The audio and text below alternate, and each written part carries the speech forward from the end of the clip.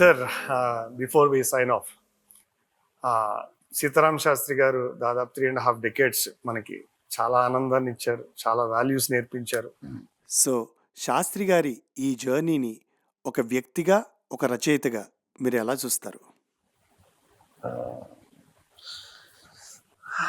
శాస్త్రి గారి గురించి చెప్పాలంటే అంత ఈజీ కాదు. సో ఏదో పండితులు చెప్తే బెటర్ ఆయన గురించి. సింపుల్గా నా లాంగ్వేజ్లో చెప్పాలంటే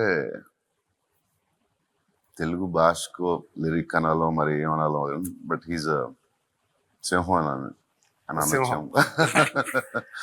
Yeah.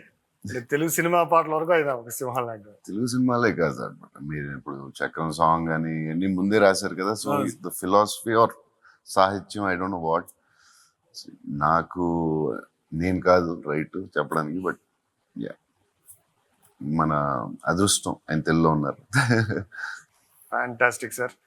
నేను ముందు చెప్పినట్టుగా మీరు ఈ కార్యక్రమానికి రావడం వల్ల నెక్స్ట్ జనరేషన్ వాళ్ళందరికీ కూడా తెలుగు భాష పట్ల, తెలుగు లిటరేచర్ పట్ల, శాస్త్రి గారి పాటల పట్ల చాలా ఇష్టం కలుగుతుందని మాకు ఒక firm belief. And we owe you a lot. Thank you very much for being a part of. Respect towards Shastri గారు. Thank you so much sir. Thank you.